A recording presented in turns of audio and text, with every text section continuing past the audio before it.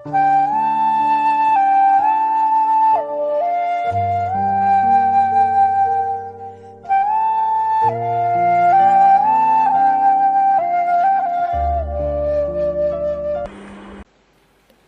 இந்த வேதத்தில் பார்க்கிற ஒரு முக்கியமான பதம் ரட்சிப்பு.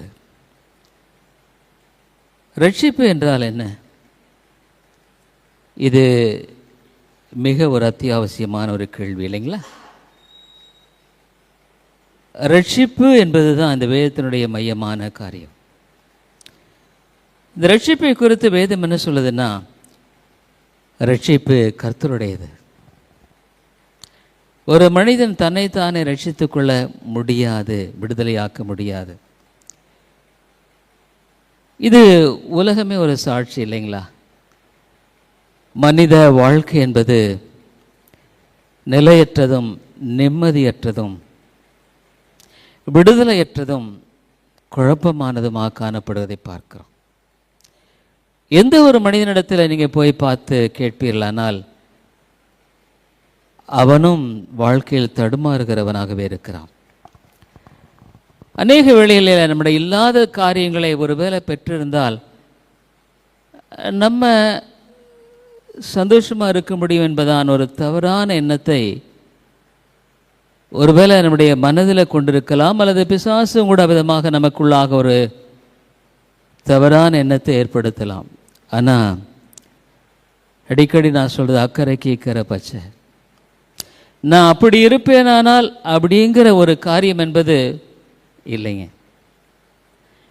இப்படி இருக்கும்படியான ஒரு வழிமுறையைத்தான் வேதம் வைத்திருக்கிறது. ரட்சிப்பு கர்த்தருடையது. இந்த வாழ்க்கையை நாம் சிறப்பாய் வாழணும்னா ஆண்டவரை அண்டிக் கொள்வதன் மூலமாகத்தான் முடியுங்க. ஆகவே இந்த நாளில் கூட ரட்சிப்பு என்பதை வேதம் எவ்விதமாக சொல்லுகிறது என்பதை ஒரு 10 காரியத்தின் மூலமாக இந்த மகா பெரிய ரட்சிப்பு வேதம் சொல்லுது. எவ்வளவு பெரிய ரட்சிப்பு! ஏன் இது இவ்வளவு பெரிய ரட்சிப்பு? மனித வாழ்க்கையில் மிகப்பெரிய ஒரு நம்பிக்கையை கொடுக்கிறது இதுதான். மனித வாழ்க்கையை மாற்றுகிறது இதுதான். மனிதனுடைய வாழ்க்கையை ஒரு உயர நிறுத்துகிறது இதுதான். மனித வாழ்க்கையை மறுரூபமாக்குறது இதுதாங்க. இது கர்த்தருடையது என்று நாம் பார்க்கிறோம். அப்போ நம்ம பெற்றுக்கொள்ளும்படியாக நம்முடைய வாழ்க்கையில் ஒரு மனிதன் தன்னைத்தானே ரட்சித்துக் கொள்ள முடியுமா? வேதம் தெளிவாக சொல்லுகிறது. என்னுடைய சுபாவத்தை மாற்றிக்கொள்ள முடியுமா? முடியாது. இன்றைக்கு ஒரு மனிதன் தன்னுடைய வாழ்க்கையில் சந்திக்கிற பல வீழ்ச்சிகளுக்கும் தோல்விகளுக்கும் நிம்மதியற்ற வாழ்க்கைக்கும் காரணம் சூழ்நிலைகளை விட, மற்ற மனிதர்களை விட நானே காரணமாக இருக்கிறேன் என்பதுதான் உண்மை. இந்த மாற்றம் எங்கே வருது? அதுதான் ரட்சிப்பு. மாற்றம் என்பது இங்கே ஏற்படுகிறது. சூழ்நிலை மாற்றுகிறவர் தேவன், உண்மைதான். மக்களை மாற்றுகிறவர் தேவன், உண்மைதான். ஆனால் ரட்சிப்பில் செய்யப்படுகிற மகத்துவமான காரியம் என்பது இருதயத்தில் செய்யப்படுகிற காரியங்கள். தேவ ஆவியானவர் ஒரு மனிதனுடைய வாழ்க்கையில் செய்கிற மகத்துவமான காரியங்கள் இது. You can't find anywhere in the world. இந்த உலகத்தில் இந்த காரியத்தை நீங்கள் எங்கேயுமே பார்க்க முடியாது. ஆகவே இந்த ரட்சிப்பு என்பது மகா மேன்மையுள்ளது, மகா வல்லமையுள்ளது. தேவனே ஒரு மனிதனுடைய வாழ்க்கையை மாற்றுகிற, மறுரூபப்படுத்துகிற காரியமாக இருக்கிறது. அப்படி என்ன மனுஷனுடைய வாழ்க்கையில் இந்த ரட்சிப்பு மாற்றத்தை ஏற்படுகிறது? முதலாவது, நம்முடைய வாழ்க்கையில் அறிந்தோ அறியாமலோ பல பாவங்கள் செய்து கொண்டு தான் இருக்கிறோம். தேவனுடைய நித்திய நியமனம் என்னவென்றால், பாவம் செய்கிற ஆத்துமா சாகவே சாகும். பாவத்தினுடைய விளைவை நீங்கள் யோசித்து பார்ப்பீர்களானால், ஏதேன் தோட்டத்தில் ஆதாம் ஏவாள் மகிழ்ச்சியோடு தேவனோடு வாழ்ந்து கொண்டிருந்தார்கள். பாவத்தினால் அவள் துரத்தப்பட்டார்கள். தேவனோடு அவர்கள் வாழ்வதற்கு தகுதியற்றவர்களாய் காணப்பட்டார்கள். துரத்தினவுடன் என்ன நடந்தது? இந்த வேதத்தில் முதல் குடும்பமே சீரழிந்த ஒரு குடும்பமாகவே நாம் பார்க்கிறோம். பார்த்தீங்களா? The first family was a failure. ஏன்? தேவனை விட்டு விலகி போனதுனால தாங்க. அண்ணன் தம்பியை கொலை செஞ்சான். மிக கொடூரமான ஒரு காரியத்தை நாம் முதல் குடும்பத்திலேயே சந்திக்கிறோம். அதுதான் பாவத்தினுடைய அகோரம். நம்முடைய வாழ்க்கையில் அறிந்தும் அறியாமலும் செய்கிற பாவம் நமக்குள்ள என்ன பண்ணுது? ஒரு குற்றமல்ல மனசாட்சியை ஏற்படுத்துகிறது. There's a guilty conscience. ஒரு மனிதன் தவறு செய்யும் பொழுது அவனுக்குள்ள ஆண்டவர் வைத்திருக்கிற ஒரு தேவ சத்தம். அவன் வேதத்தை அறிந்தவனாக இருக்கலாம், அறியாதவனாக இருக்கலாம், வேதத்தை சரியா அறியாதவனாக இருக்கலாம், சரியா அதெல்லாம் இல்லை. There is a voice inside. The conscience பேசுது, நீ செய்கிறது தப்பு. முதலாவது இந்த வேதமானது உன்னுடைய வாழ்க்கையில் உன்னுடைய பாவங்கள் நித்திய ஆக்கினைக்கு உட்படுத்தப்பட்ட ஒரு வாழ்க்கை நிலையில் உன்னை நிறுத்தி வைத்திருக்கிறது என்பதை நீ அறிந்திருக்கிறையோ அறியலையோ நீ சுமந்து வாழ்ந்து கொண்டிருக்கிறாய். அதான் சொல்றார், வருத்தப்பட்டு பாரம் சுமக்கிறவர்களே. ரட்சிப்பு ஒரு மனிதனுடைய இருதயத்தை இலகுவாக்குகிறது. ரட்சிப்பு ஒரு மனிதனுடைய வாழ்க்கையில இருதயத்தில் மகத்தான ஒரு மாற்றத்தை ஏற்படுத்துகிறது என்றால் பாவம் உடைய இருதயத்தை பாரப்படுத்துகிறது. It makes you more of heavily burden. ரட்சிப்பு உன்னை இலகுவாக்குகிறது. முதலாவுடைய வாழ்க்கையில அந்த குற்ற உணர்வு உன்னுடைய எல்லா பாவங்களுக்குரிய தண்டனைகளை தேவன் நீக்குகிறார். He removed all the punishment and guilt of your sin. ரோமர் 6:23 தான் பாவத்தின் சம்பளம் மரணம். அது மாத்திரமல்ல, ரோமர் 5வது அதிகாரம் 9வது வசனத்தில் ஆண்டவர் சொல்லும்படியான ஒரு காரியத்தை நாம் வாசிக்கிறோம். ரோமர் 5வது அதிகாரம் 9வது வசனத்தில் தேவனுடைய வார்த்தையானது இவ்விதமாய் சொல்லுகிறதை நாம் வாசிக்கிறோம். கோபாக்கினைக்கு நீங்களாக, you are a condemned criminal before God. இந்த உலக கோர்ட்டெல்லாம் ஒண்ணுமே இல்லை. இந்த தேவன் எல்லாவற்றையும் அறிந்திருக்கிற அவருக்கு முன்பாக நீயும் நானும் குற்றவாளி. அந்த குற்றவாளிங்கிற நிலையை உன்னுடைய வாழ்க்கையில ஆண்டவர் நீக்கி போடுகிறார். இவைகள் எல்லாமே இயேசுவின் மூலமாக அவர் சிலுவையில் சந்தித்த அந்த ஆக்கினையின் மூலமாக என்னுடைய ஆக்கினையை அவர் சுமந்து தீர்த்தார். அதுதான் வேதம் சொல்லுகிறது. He bore my condemnation. ரட்சிப்பில் உன்னுடைய வாழ்க்கையில முதலாவது உன்னுடைய அந்த பாரத்தை இலகுவாக்குகிறது. அம்மையாலே இயேசுவின் இரத்தத்தினால கழுவப்படாத ஒவ்வொரு இருதயமும் நிச்சயமாக ஒரு பாரங்களை விட கடுமையான ஒரு பாரம் கொண்ட இருதயம் தான் அது. No doubt about it. நீ பல முயற்சிகளை செய்யலாம், பல விதங்களில் அந்த பாரத்தை நீக்கும்படியாக நீ ஏறெடுக்கிற எந்த ஒரு காரியமும் உன்னுடைய இருதய பாரத்தை நீக்க முடியாது. இயேசுவால மட்டும்தான். முதலாவது ரட்சிப்பு என்பது இயேசு செய்த அந்த காரியத்தின் மூலமாக உன் பேரில் இருக்கிற ஆக்கினை தீர்ப்பை தேவன் எடுத்து விடுகிறார். வேதம் சொல்லுகிறது, யோவான்ல ஏற்கனவே ஆக்கினை தீர்ப்புக்கு உட்பட்டாயிற்று. வேதம் என்ன சொல்லுது? நீயும் நானும் பிறக்கும் போதே ஆக்கினை தீர்ப்புக்கு உட்பட்டவர்களாகத்தான் பிறக்கிறோம். We are born with a condemned criminal. ஏன்? ஆதாம் ஏவாளினுடைய பாவத்தினுடைய அந்த விளைவினால we are born with condemned desperate people. ஆகவே தான் குழந்தை இந்த உலகத்தில் பிறக்கும் போது அழுகுதோ என்னமோ தெரியல, அவன் அழுதே வாழ்க்கையை கடத்தி போக வேண்டியதாக தான் இருக்குல்ல. ஆகவே முதலாவது ரட்சிப்பு என்பது உன்னுடைய வாழ்க்கையில இயேசு தம்முடைய அன்பினாலும் கிருபையினாலும் அவர் அந்த ஆக்கினையை சுமந்து தீர்த்தார். இரண்டாவதாக உன்னுடைய வாழ்க்கையில உன்னுடைய எல்லா பாவங்களையும் உனக்கு மன்னித்து இருக்கிறார். He forgives us. இந்த உலகத்துல ஒரு மனிதனுடைய பாவத்தை இன்னொரு மனிதன் மன்னிக்க முடியாது. ஒருவேளை தனக்கு இழைத்த தீங்கை ஒருவேளை அவன் ஏற்றுக்கொண்டு பரவாயில்லன்னு சொல்லலாம். ஆனால் he can't forgive sin. பாவத்தின் பரிகாரி இயேசு மட்டும்தான் உன்னுடைய வாழ்க்கையினுடைய பாவத்தை மன்னிக்க முடியும். ஆகவே இயேசுவின் இரத்தம் சகல பாவங்களை நீக்கி சுத்திகரிக்கும். அப்போஸ்தலர்கள் அங்கே அப்போஸ்தலர் நடபடிகளில் என்ன சொன்னாங்க பாருங்க. When they preached the word of God, தேவனுடைய வார்த்தை அவர்கள் பிரசங்கித்த பொழுது அவர்கள் இதைத்தான் அந்த மக்கள் மத்தியில் சொன்னார். அப்போஸ்தலர்கள் 10வது அதிகாரம் 43வது வசனத்தில் அதைத்தான் நம்ம பார்க்கிறோம். அப்போஸ்தலர் 10:43 அவரை விசுவாசிக்கிறவனோ அவன் அவருடைய நாமத்தினாலே பாவ மன்னிப்பை பெறுகிறான். Your status is changed. முதலாவது உன்னுடைய ஆக்கினையானது முற்றுமாக நீக்கப்படுகிறது. அடுத்ததாக உன்னுடைய பாவ மன்னிப்பை பெற்ற ஒரு மனிதன்.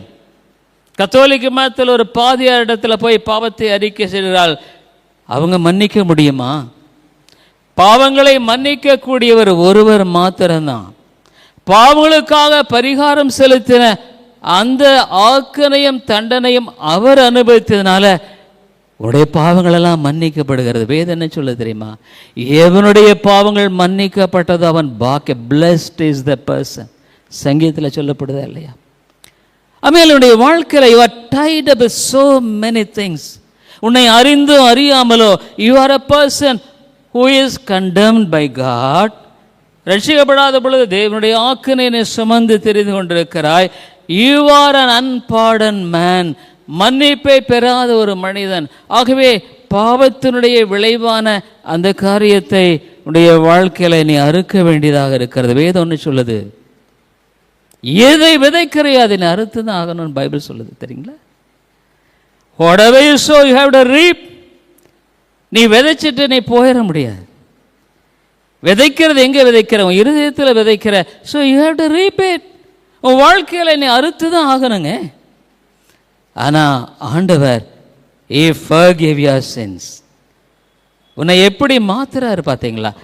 பரிசுத்த தேவன் ரட்சிப்புங்கிறது இட்ஸ் a glorious thing. வேறு அவன் தோற்றத்தில் மாற்றுறதில்லை, அவனுடைய வேறு இதில். But there is a change inside. அவனுடைய வாழ்க்கையில் இருதயத்தில் ஏற்படுகிறது மாற்றங்க. ஆகவே முதலாவது ஆக்கனை எடுத்துறார். தேவனுடைய பிள்ளைகளுக்கு ஆக்கனை இல்லை. They are the children of God because என்னுடைய ஆக்கனை அவர் சுமந்து தீர்த்துட்டார். I believe in him. He forgave my sins because he was punished for my sins. மூன்றாவதாக உன்னுடைய வாழ்க்கையில ஆண்டவர் ஒரு புதிய இருதயத்தையும் புதிய ஜீவனையும் கொடுக்கிறார். ரட்சிப்பு என்பதில் தேவன் செய்கிற மகத்துவமான செயல் என்னவென்றால் he gives a new heart and new life. ஆகவே இந்த ரட்சிப்புங்கிறது ஒரு அசாதாரணமான ஒரு காரியம். ஆனால் நீயும் நானும் என்ன பண்ண? ஆண்டவரே பாவியாக என்னை ரட்சியும். நீ நிர்பந்தமாய் வாழுவதை விட தேவனிடத்தில் கிருபைக்காக கெஞ்சுவது எவ்வளவு நல்லது. உடைய குடும்பத்தில் சமாதானம் இல்லை, சந்தோஷம் இல்லை. You R the most desperate person. நீ ஒருவேளை இந்த வாரம் இங்கே ஆலயத்தில் வந்து அவனுடைய வார்த்தையை கேட்டுக்கொண்டிருந்தாலும் உன் குடும்பத்தில் மாற்றம் இல்லையே, குடும்பத்தில் சமாதானம் இல்லையே, உன் குடும்பத்தில் விடுதலை இல்லையே. ஏன்? நீ ரட்சிக்கப்படலையா? You are not saved. Your carnal nature flares up. அப்படியே வெதித்து கொடித்து வருது. உணர்ச்சி பொங்குகிறாய், கோபப்படுகிறாய், எரிச்சல் அடைகிறாய். ஒரு சின்ன ஒரு காரியம் இட் ட்ரிகர்ஸ். உன்னை பழைய மனுஷனை சீக்கிரம் மாத்திருது. Are you not a slave to sin? பாவத்துக்கு நீ அடிமை இல்லையா? ஆமா. இயேசு இல்லாத ஒரு வாழ்க்கை, ரட்சிக்கப்படாத வாழ்க்கை, he is a slave to sin. எவ்வளவுதான் சத்தியம் கேட்டாலும் he is a slave to sin. Is a slave to sin. பாவத்தின் அடிமை. பாவம் செய்கிறவன் பாவத்துக்கு அடிமையாகத்தான் இருக்கிறான். He is not released, he is not relieved. விடுதலை பெறுவது என்பதில் மூன்றாவது காரியமாக ஆண்டவர் ரட்சிப்பில் இந்த ஒரு புதிய காரியத்தை செய்கிறார். அதனால தான் சொல்ற, ரட்சிக்கப்பட்டேன்னு ஏமாந்தாத, ஏமாந்து போகாத, ஏமாத்தாத, ஏமாந்து போகாத. ஏன்னா நீ உன்னுடைய நிலையை விளங்கி கொள்ளணும். ரட்சிப்பினுடைய ஆரம்பமே அங்கதான். நான் யாரு, நான் எப்படி இருக்கிறேன், வேதம் என்ன தெளிவா சொல்லுகிறது? உன்னுடைய வாழ்க்கையில ஆண்டவர் ஒரு புதிய இருதயத்தை கொடுக்கிறார். 2 கொரிந்தியர் 5:17 என்ன வாசிக்கிறோம்? நான் ரட்சிக்கப்பட்டிருக்கேன், ஒரு புதிய இருதயம் உனக்குள்ள இருக்கிறதா இல்லையா? அதான் கேள்வி. Is there a new heart? It is God who puts the new heart in the heart. இருதயத்தில் ஆண்டவர் அந்த புதிய இருதயத்தை அங்கு வைக்கிற, பழசை எடுத்து போடுறாருங்க. அந்த 2 கொரிந்தியர் 5:17 தேவனுடைய வார்த்தை என்ன சொல்லுகிறது? இப்படி இருக்க ஒருவன் கிறிஸ்துவுக்குள் இருந்தால், if a man be in Christ, he is a new creature, is a newborn baby. புதிதாக பிறந்த ஒரு அருமையான கள்ளம் கபடற்ற ஒரு குழந்தை. ஒன்னில் அப்படி இருக்கா? எவ்வளவு கபடல, எவ்வளவு சூதுவாதில்ல, எவ்வளவு பெருமை இல்லை, எவ்வளவு மேட்டுமை இல்லை. புதிய இருதயம் ரட்சிக்கப்பட்டவர்களுக்குள்ளாய் காணப்பட வேண்டும். அது தேவன் செய்கிறார். புதிய இருதயத்தில் தமது புதிய ஆவியை கொடுக்கிறார். He has promised, வாக்கு பண்ணியிருக்க எசேக்கியேல் 36:26 வேதம் என்ன சொல்லுகிறது? தேவனுடைய வார்த்தை விதமாய் சொல்லுகிறதை வாசிக்கிறோம். பழைய ஏற்பாட்டிலும் இதையே தான் நம்ம பார்க்கிறோம். எசேக்கியேல் 36:26 இவ்விதமாய் நாம் வாசிக்கிறதை பார்க்கிறோம். இங்கு நாம் தேவனுடைய வார்த்தை என்ன சொல்லுகிறது?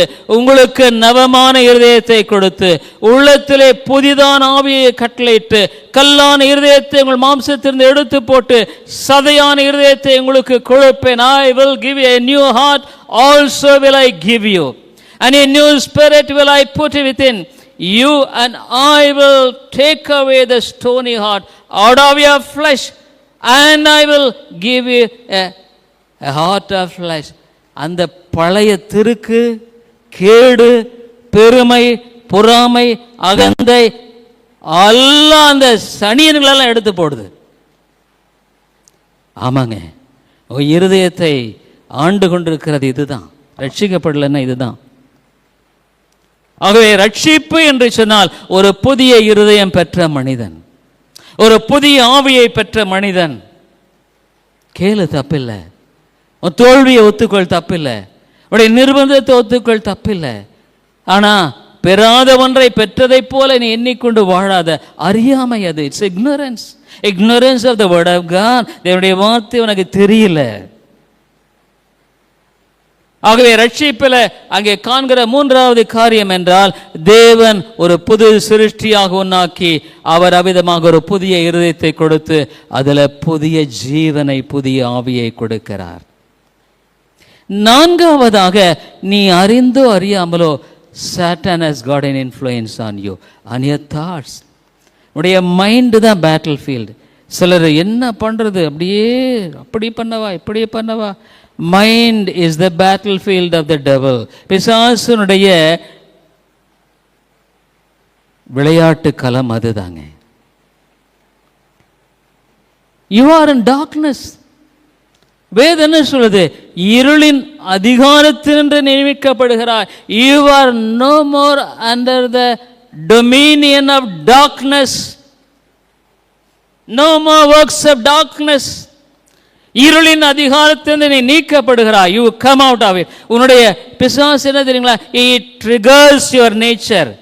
உன்னுடைய விழுந்து போன சுபாவத்தை அவன் அப்படியே தூண்டுறான். யூதாஸ் என்ன செஞ்சான்? பிசாசு என்ன செஞ்சான்? இயேசுவை காட்டி கொடுக்குமே தூண்டினான். உன்னுடைய வாழ்க்கையில் எவ்வளவு ஒவ்வொரு நாளும் பிசாசு உன்னை தூண்டுறான் தெரியுமா? You are vulnerable because you are open. You are the possession of the devil. வேதனை சொல் இருளின் அதிகாரத்தின்று உன்னை மீட்டிருக்கிறார்.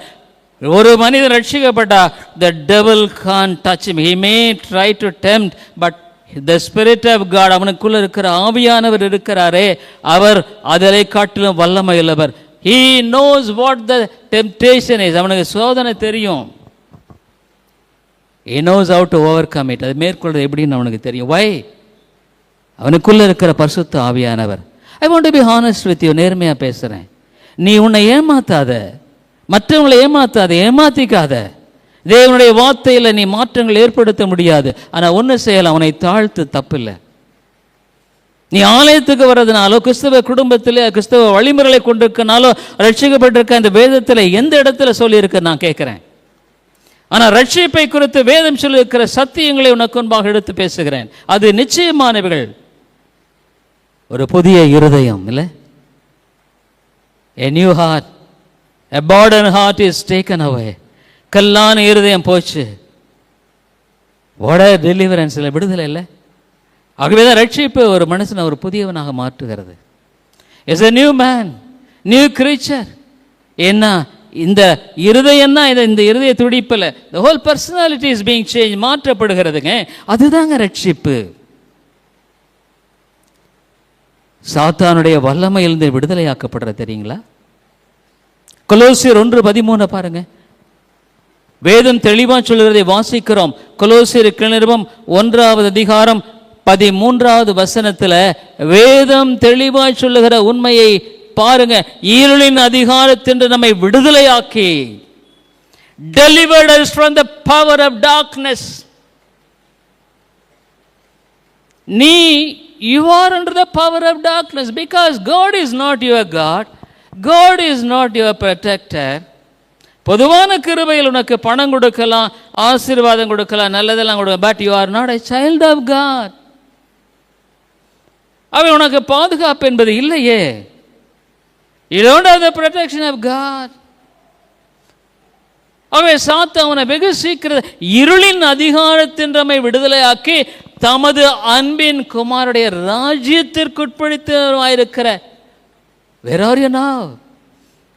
தேவனுடைய அன்பின் தேவனுடைய ராஜ்யத்தில் உட்படுத்தப்பட்ட, I am no more the citizen of the world and under the dominion of the darkness.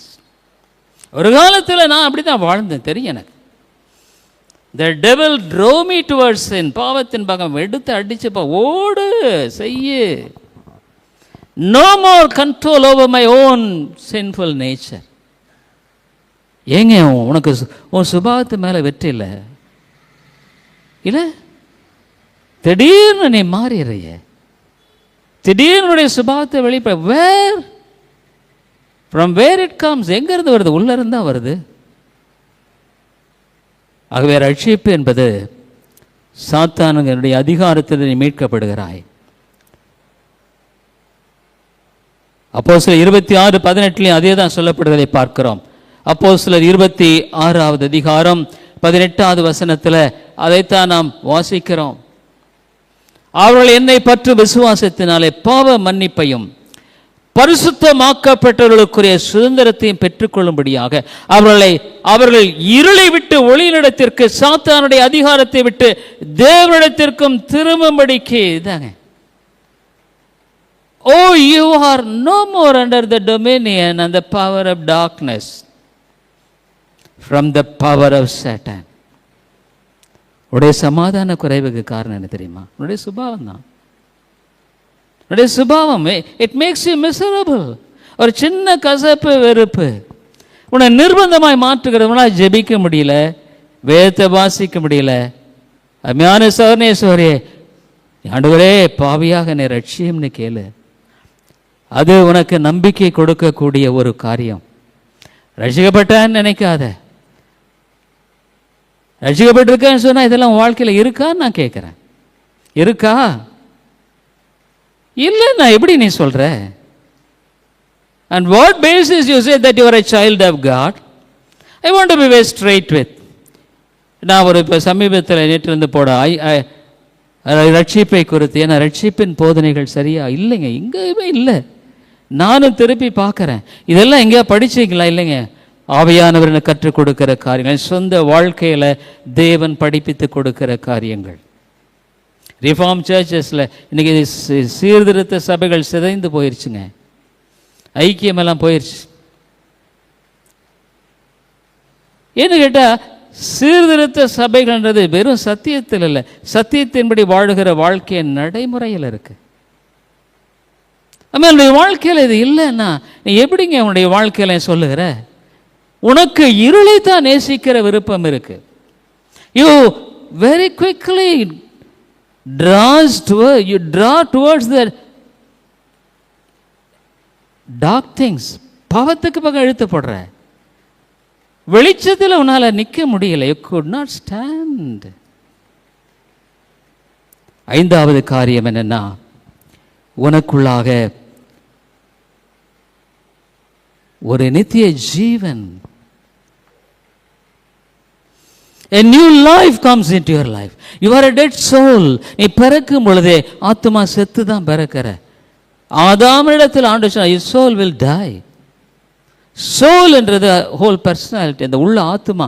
ஆண்டவர் மண்ணை எடுத்தாரு, ஜீவ சுவாசத்தை ஊதினார். ஆகவே தான் மனுஷன் மரிக்கிறதில்லை. ஒரு மிருகத்தை அப்படி உண்டாக்கல.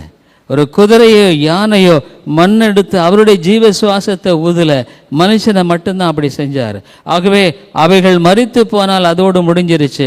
ஆனால் நீ மரித்து போனால் இந்த சரீரம் மண்ணிலிருந்து எடுக்கப்பட்டதுனால மண்ணோட போகும், ஆனால் அவனுடைய ஆத்மா மேலே போகும். வேதம் தெளிவா தன்னை தந்தரிடத்தில் போகிறது.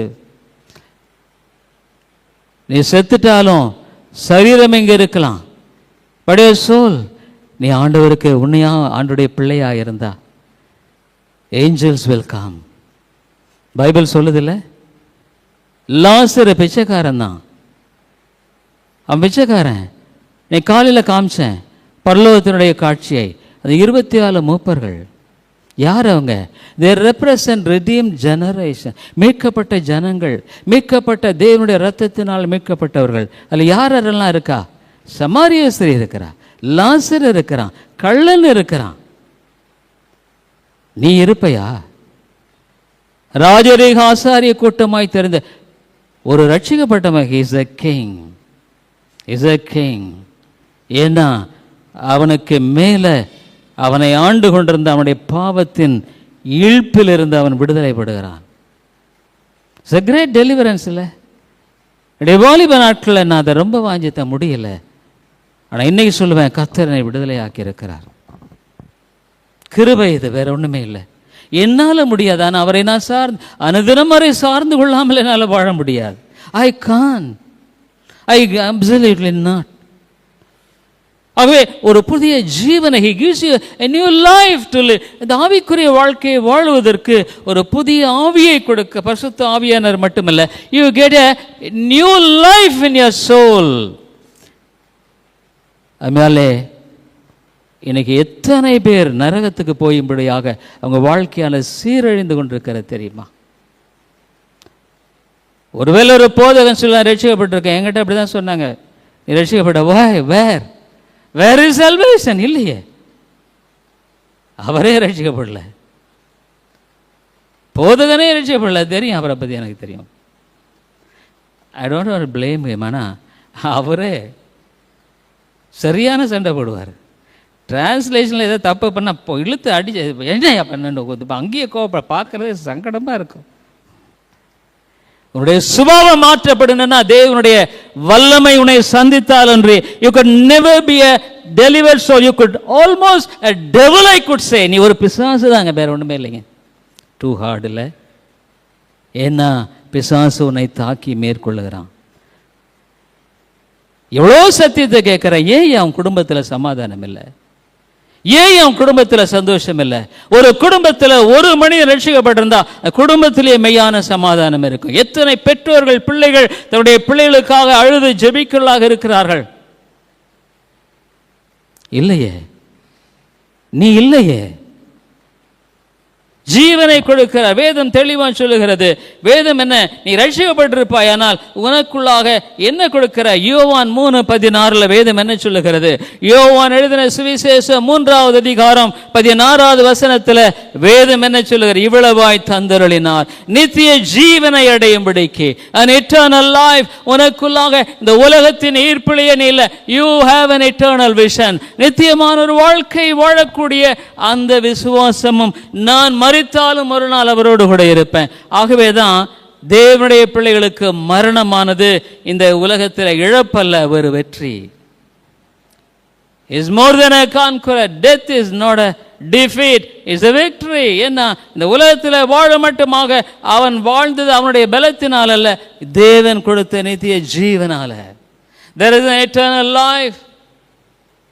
அவன் வாழ்க்கையை யோசிச்சு பாரு. ஆண்டவனோடு கூட பேசணும், ஆண்டவனோடு பேசணும். இழந்துராத. Don't lose the battle. நீ இவ்வளவு சத்தியத்தையும் கேட்டு ஒருவேளை நீ நரகத்துக்கு போயிட்டா, ஐயோ, அதை போல ஒரு இழப்பு.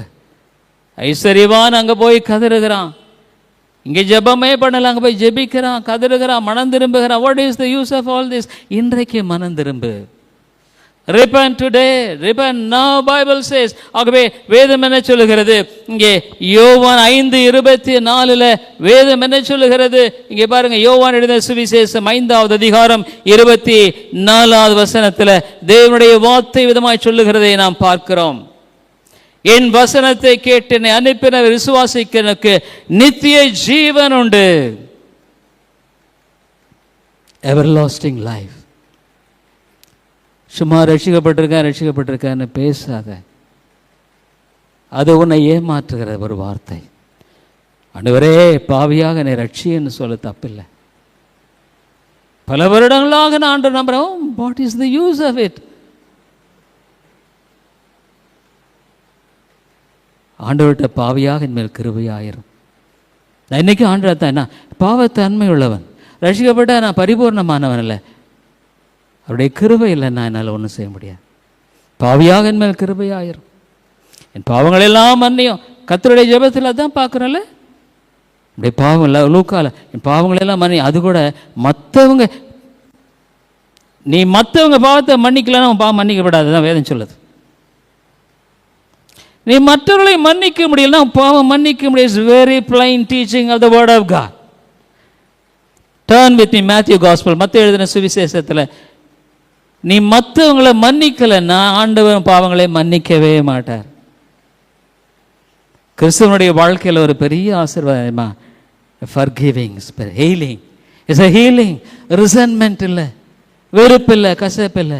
ஐயோ, தாங்கள் செய்கிறது என்னதென்று அறியாமல் இருக்காங்களே. நான் அடிக்கடி ஒரு நாள் ஜெபிக்கிற ஜெபம், ஒவ்வொரு நாளும் ஜெபிக்கிறது ஒருவேளை 20 முறை 30 முறை இருக்கலாம். ஐயோ, தாங்கள் செய்கிறது என்னதென்று அறியாமல் வாழ்ந்து. Maybe very close to you, உனக்கு நெருக்கமாக, ஆனால் செய்கிறத ரிட்டாலியேட்டில் ஐயோ ஆண்டவரே மன்னியும். ஏன்னா நான் அந்த ரிசன்மெண்ட்டை வச்சுக்க கூடாது. நான் அந்த இருதயத்தில் கசப்பை வச்சுக்கிட்டு நான் இடத்துல ஜெபம் பண்ண முடியும். இருதயத்தில் அக்கிரம சிந்தை கொண்டிருந்தேன். நான் அவன் ஜெபத்தை ஆண்டவர் எப்படி கேட்பாருன்னு கேட்குறேன். எப்படிங்க கேட்பாரு? அக்கிரம சிந்தை கொண்டிருந்தேன் நான் தேவனை ஜெபத்தை கேட்க மாட்டாருன்னு வேதம் தெளிவாக சொல்லுதே. வேதனை உண்டாக்குற வழிகள் உண்டோ ஆண்டவரே நித்திய வழி நடத்தும். ஒரு ரட்சிக்கப்பட்டவன் பைத்தியக்காரன். ஏன்னா அவனுக்கு இந்த உலகம் பெருசல்ல, உலகத்தை மக்களுடைய புகழ்ச்சி பெருசல்ல, உலகத்தினுடைய மக்களுடைய அந்த எஸ்டிமேஷன் தேவையில்லை. He is a man who looks up above and lives. மேலே பார்த்து வாழுகிறவன். உன் வாழ்க்கையில் அதைத்தான் நம்ம பார்க்குறோம். நித்திய ஜீவன் உண்டு. You are being operated with a new life, the power of living a holy life. அதனாலே இன்னைக்கு மேற்கத்திய நாடுகள் சீரழிஞ்சிருச்சுங்க. ஒரு காலத்தில் சுவிசேஷம் அந்த தேசங்களை கட்டினது இன்னைக்கு சீரழிந்து விட்டது. அவன் விழித்தெழுந்து என் நாட்டை விட்டு ஓடியான்னு அவன் பெரிய குழப்பம். இங்கிலாந்துலாம் இன்னைக்கு பெரிய குழப்பம். இருக்கிற அந்த சில ஒயிட் பீப்புள் எல்லாம் உள்ளே வந்துட்டாங்கன்ட்டு அவன் எப்படியா இன்னும் கொஞ்சம் போனால் என்ன தெரியுங்களா ஆகும்? கொலை தான் நிறைய நடக்கும். அமெரிக்காவில் தான் நடக்குது. துப்பாக்கி கல்ச்சர் அங்கே இன்னும் நீ போக you can be safe, you can be safe. இன்றைக்கி அதுதான் நம்ம பார்க்குறோம். நிறையா சொல்கிறாங்க வி ஃபீல் இன்செக்யூர், அவங்களை பாதுகாப்பாக இருக்க மாதிரி தெரியல. எனக்கு நல்ல ஞாபகம் இருக்குது, 1990 Bible study prayer meeting Wednesday Metropolitan Tabernacle. நான் இருந்தது ஏறக்குறைய ஒரு பஸ்ஸில் வந்து நான் திரும்பி நடந்து போனோம். அங்கே 8:30க்கு 7 o'clock தான் பைபிள் ஸ்டடி, 8:30க்கு முடியும். அதுக்கு பின்னால் எல்லா மேட்டெல்லாம் க்ளீன் பண்ணிவிடுவான் அவங்க. உடனே அவங்க அந்த மாதிரி ஒரு பழக்கம் உண்டு. முடிச்சுட்டு 10 மணிக்கு வரும் பொழுது ஆளே இருக்க மாட்டாங்க. திரும்பி திரும்பி பார்க்கணும் என்ன எது நடக்குன்னு. நல்ல வெளிச்சமாக இருக்கும், ஒரு ஆள் கூட நடக்க மாட்டாங்க. வந்து சேர்ந்து கதை உள்ள பிறந்தா நல்ல பாதுகாப்பு. ஏன்னா குடிகாரன், ட்ரக் அடிக்ஷன், இந்த கலாச்சாரமெல்லாம் அங்கே ரொம்ப அதிகம். அது எஸ்பெஷலி நீங்கள் சென்ட்ரல் பார்ட் ஆஃப் லண்டன். பாதுகாப்பு இல்லைங்க, உன் வாழ்க்கையில் பாதுகாப்பு இல்லை. You don't have protection. இன்னைக்கு கூட உனக்கு என்ன பாதுகாப்பு இருக்குன்னு நினைக்கிற? பாருங்க நம்ம தேசத்தில் என்ன நடக்குது. இந்த அரசாங்கம் கிறிஸ்தவர்களை பயங்கரமாக பழி வாங்க ஆரம்பிச்சிருச்சு தெரியுங்களா? we don't know what will happen to Christians. உத்தரப்பிரதேசத்தில் தான் முதல்ல ஆன்டி கன்வர்ஷன் லாவில் பாஸ்டர்ஸை பிடிச்சி அரெஸ்ட் பண்ணி உள்ளே வச்சாங்க, பெயிலில் வர முடியாது. இப்போ ராஜஸ்தான்லேயும் அதை ஆரம்பிச்சிட்டாங்க, 2 பாஸ்டர்ஸ் அரெஸ்ட் பண்ணிட்டாங்க. நிறைய சர்ச்சஸில் பாஸ்டர்ஸ் எல்லாம் போயிடும். nobody to preach the word of God. days will be very terrible. அடுத்தது அவனுடைய வாழ்க்கையில் ஆண்டவர் செய்கிற காரியம் என்ன தெரியுமா? தேவ குடும்பத்தில் நீ பிறந்துட்ட. you are born in the family of God. you are one among the family, the redeemed people. அவரால் மீட்கப்பட்ட ஜனங்கள். I am the child of God. சாத்தான சீக்கிரம் தொட முடியாது. ஏன்? is it because I am too big? இல்லை, I am the child of God. தேவனுடைய பிள்ளை. ஆண்டவருடைய அனுமதி இல்லாமல் என்ன தொட முடியாது. அது எதுவாக வேணாலும் இருக்கலாம். it can't. வேதம் தெளிவாக சொல்லுகிறது. யோபுட்ட ஆண்டவர் தான் சொன்னார், பர்மிஷன் கேட்டு தான் யோபுவை தாக்குகிறான். யோவான் 1:12 ஏற்றுக்குழைத்த தேவனுடைய பிள்ளைகள். அதை விட கலாத்தியர் 4:7 பாரு. What the Bible says. நீ ரட்சிக்கப்பட்டிருப்பேனா, you know the belonging to home, to which family. எந்த குடும்பத்துக்கு நான் உரியவன்? நான் இந்த உலகத்துக்கு உரியவன் அல்ல. சாப்பிட்றேன் இல்லை, but I am not motivated by the world. உலகத்து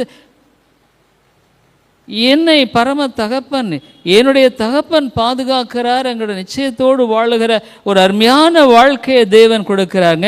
பாருங்க, கலாத்தியர் 4:7 வேதம் என்ன சொல்லுகிறது?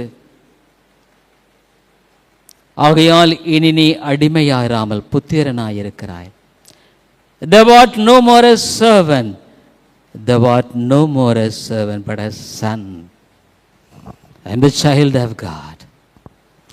ஒருவேளை கேட்கலாம், நீங்கள் ரொம்ப நல்லா வாழ்கிறதுனால. இல்லை, ஐ எம் மோஸ்ட் மிசரபிள். எனக்கு இருக்கிற ஒரே நம்பிக்கை, பாவியாக நான் பாவி, ஆனால் எனக்காக மரித்த அவரைத்தான் நான் சார்ந்து கொள்ளுகிறேன்.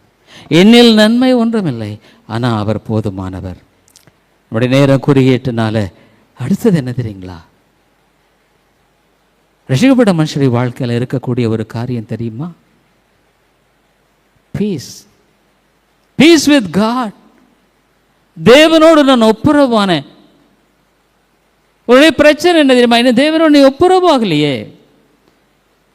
You have not gone to him. ஆண்டவரே, என் வாழ்க்கையை நீ பொறுப்படுத்திக் கொள்ளும், நீ வழி நடத்தும், நீ வாழ்க்கையை ஒரு கரத்தில் கொடுக்க மாட்டேங்கிற. your life is a bizarre. உன்னை உருவாக்கும் ஒரு டாக்டர் ஆப்ரேஷன் பண்ணனா he must be completely anesthetized. மயக்க மருந்து. Yes, son of God. He is anesthetized. அவனுக்கு தெரியும், எனக்காக யாவற்றையும் செய்து முடிக்கிற என் தேவனாகிய கர்த்தர். அநேசமாக சொல்லுவேன், எது எப்படி இருந்தால் நான் எனக்காக எல்லாத்தையும் அவர் செஞ்சு முடிச்சிருவார். இத்தனை வருடங்களாக அப்படியே வாழ்ந்து தேவனுடைய உண்மைத்தன்மையை நான் கண்டிருக்கிறேன். வாழ்க்கை ஆண்டவருக்கு ஒப்புக்கொடு. பாவியாயின்மை கிருபையாயிருந்து சொல்லு, நான் ரசிக்கப்பட்டேன்னு சொல்லாது. It's a blasphemous.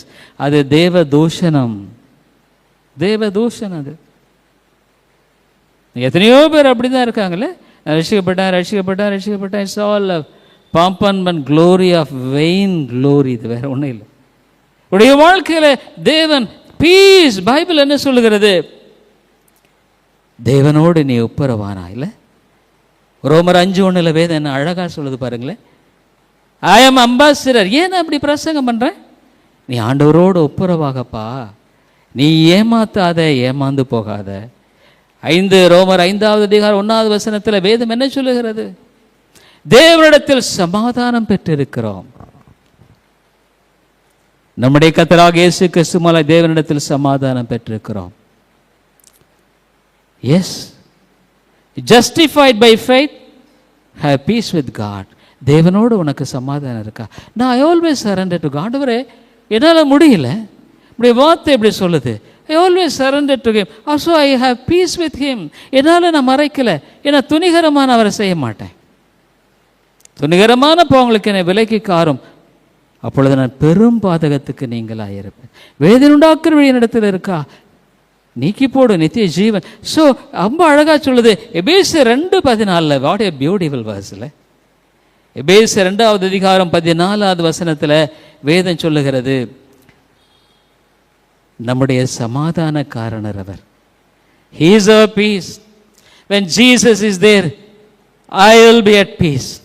இயேசு எனக்குள்ளாக இருக்கும் பொழுது நிச்சயமாக நான் சமாதானத்தோடு தான் வாழுவேன். எது எப்படினாலும் சரி. I know a peace like a river. அமெரிக்காவில் ஒரு பெரிய ஒரு வியாபாரி, அவர் தன்னுடைய மனைவி தன்னுடைய 3 பிள்ளைகளை அங்கே ஒரு சின்ன ஒரு rest, they just have a time of picnic அந்த மாதிரி அமிச்சப்போ அந்த 3 பிள்ளைகளுமே நடுக்கடலில் விழுந்து இறந்துட்டாங்க. அந்த மனைவி மட்டும் டெலிகிராம் போட்டாங்க,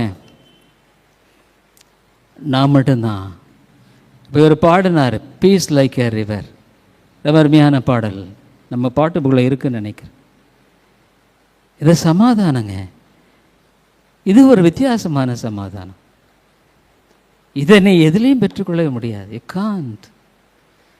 piece with God and peace. He is my peace. தேவனோடு ஒப்புரவானது மாத்திரமல்ல, அவரே என் சமாதானம். முடிக்க வேண்டிய நேரம் ஆச்சு.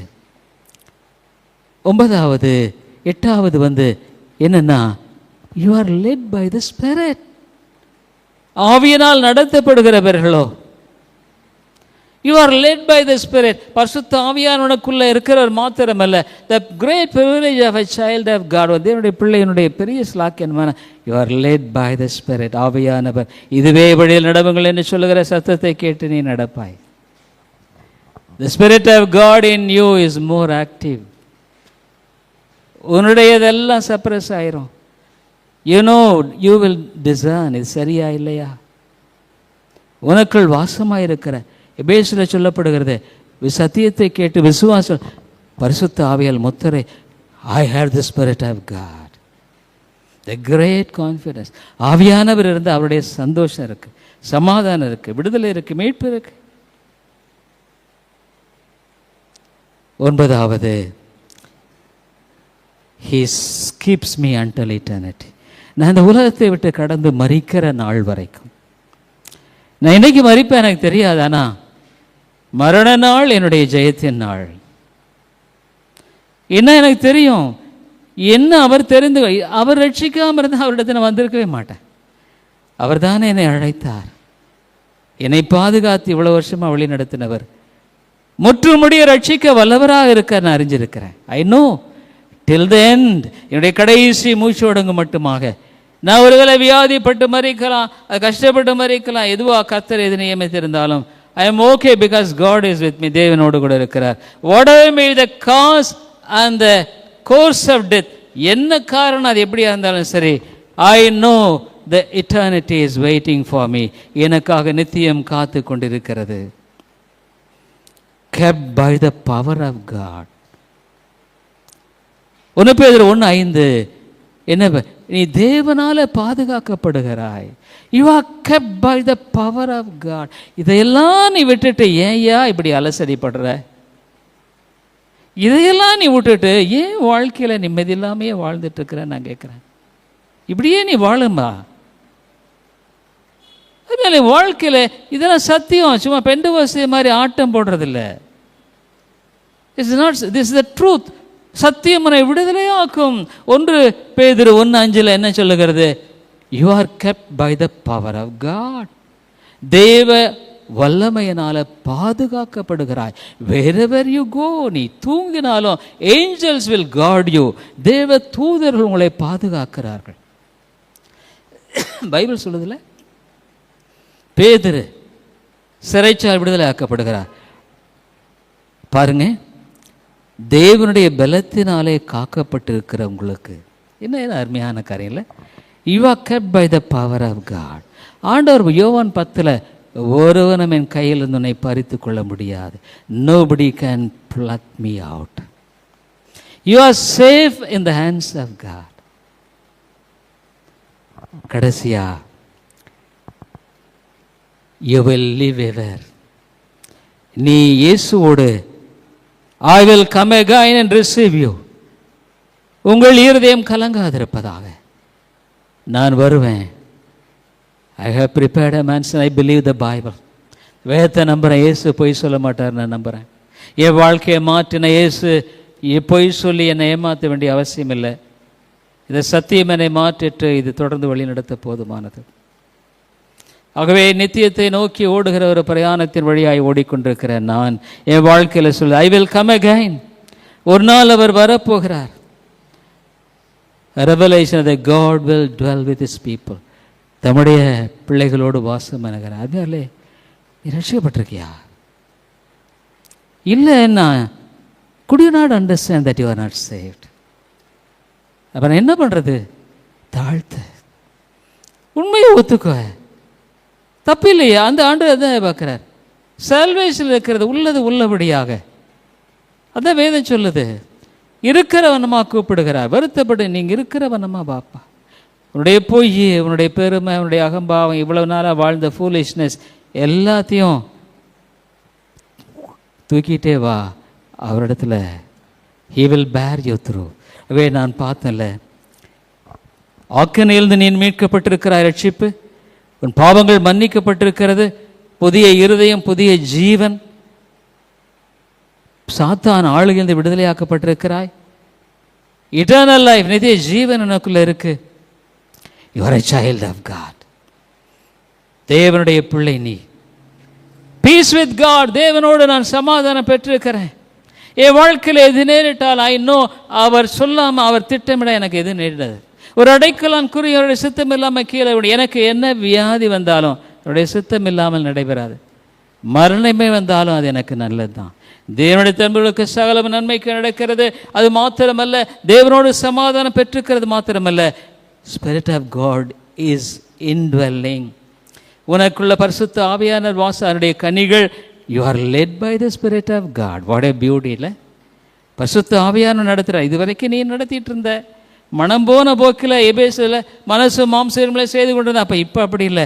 I have an eternal and guide who will never fail. ஒரு நாளும் தோற்று போகாத. இதுதான் ரட்சிப்பேன்.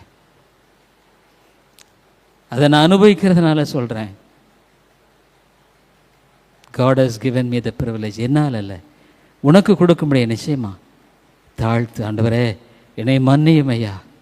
என் வாழ்க்கையை சரியில்லை, என் வாழ்க்கையில் சமாதானம் இல்லை, என் வாழ்க்கையில் நிச்சயம் இல்லை, என் வாழ்க்கையில் மூட ஒப்புரவான காரியம் இல்லை. நான் பயப்படுறேன், திகைக்கிறேன், என்ன ஆகும் புரியல. என்னுடைய வாழ்க்கையில் என்னுடைய ஐ ஃபீல் ஸோ கில்ட்டி. சின், பாவம் என்னை மேற்கொள்ளுகிறது, பாவத்தின் தன்மை மேற்கொள்ள. Come to the cross. சிலுவை என்னை வருவரியா? செபிப்போம். அன்புள்ள ஆண்டவரே, what a great deliverance it is. எவ்வளோ பெரிய மீட்பு, ரட்சிப்புங்கிறது இன்னைக்கு ஆண்டவரே எவ்வளோ பெரிதான ரட்சிப்பு. இந்த உலகத்தில் எந்த ஒரு மனிதனுக்கு இது கிடைக்கும்? எந்த ஒரு மனிதனுக்கு இது கிடைக்கும்? எந்த ஒரு மனிதனால் இது கிடைக்கும்? ஆவியானவரே, நீர் பேசும். நீர் பேசாவிட்டால் நாங்கள் எங்களை உணர முடியாது ஆண்டவரே. நீர் எங்களை உணர்த்து வைக்க விட்டால் ஆண்டவரே, நாங்கள் மரக்கட்டைகளைப் போல வாழ்ந்து கொண்டிருப்போம். மொழிய கல்லிலும் கடினமான இருதயத்தோடு தொடர்ந்து வாழுகிறவர்களாய் காணப்படுவோமே ஒழிய எந்த விதமான உணர்வோடு தேவனுடைய சமூகத்திலே சிலுவை அண்டை வரமாட்டோம். மற்றவருடைய பாவங்களை மன்னிக்காதிருந்தால் என் பாவங்களை மன்னிக்க மாட்டார். ஐயோ சிலுவையில் ஆண்டவரே உம்மை படாதபாடு சவுக்கடினால முதல் சவுக்கடி எனக்குள்ள முதுகில் விழுந்திருக்கணும், நான் எல்லாம் அடிபட்டு இருக்கணும். மாறி மாறி அடித்த சவுக்கடியை எனக்காக கல்வாரியில் அந்த ஆணிகள் கடாவப்பட்ட வெறுத்த கரங்களோடு எனக்காக சிந்தின அந்த ரத்தம் தானே என் நம்பிக்கை.